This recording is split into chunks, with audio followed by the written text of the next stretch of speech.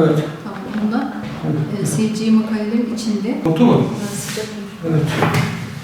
COVID'e adapte, bak COVID-19 smart sistem demişiz ya zaten. Teşhis için yapacağımız çalışmalar, akıllı sistemleri bir arada entegre edeceğiz. Bir yayınlamış olmamız.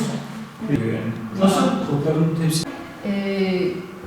Aslında şeye ihtiyacımız var, Resmen başarısına daha- da ihtiyacımız var. Bunların Şeyin ikisini de aynı içinde sisteme entegre Entegre edeceğiz ve burada İstanbul örneği kullanacağız büyük. Bu pandemi sürecinde hepimizin evlere kapandığı o sürede bu ciddi salgınla ilgili ne yapabiliriz diye düşündük. Bilim insanı sonuçta ve yapay zeka çalışıyoruz. Teşhisine yönelik ne yapabiliriz üzerine bayağı bir kafa yorduk. Sonra yapay zeka teknolojilerinden derin öğrenme teknolojileri kullanarak COVID-19'u tespit etmek üzerine bir çalışma yaptık. Çoğunlukla hazır öğrenme ağlarını kullanan çalışmalar. Bizim çalışmamız bunlardan farklı olarak kendi öğrenme ağımızı geliştirdik çalışmamızda. Tamamen mimarisiyle, yapısıyla farklıdır.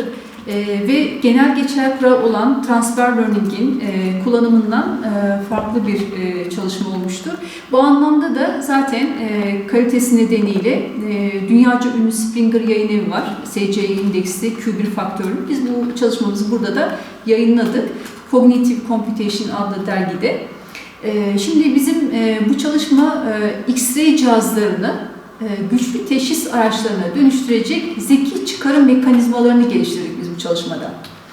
Bu sayede basit röntgen cihazlarını, ucuz, kullanımı kolay, taşınabilir röntgen cihazlarını tomografi kadar hatta daha iyi teşhis koyacak güçlü teşhis araçlarına dönüştürebilmiş olduk.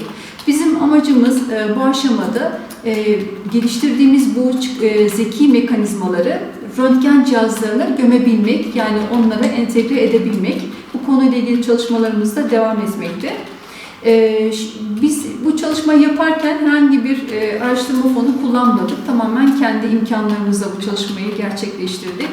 Veri eğer temin edilebildiği takdirde biz çok rahat bir şekilde öksürükten, nefesten ve farklı verilerle COVID-19'un teşhisine yönelik, hatta ileride tedavisine yönelik çalışmaları yapabilecek durumdayız. Biz yıllardır yapay zeka ile teşhis üzerine çalışıyoruz. Pek çok kanserin teşhisi, hastalığın teşhis üzerine çalıştık.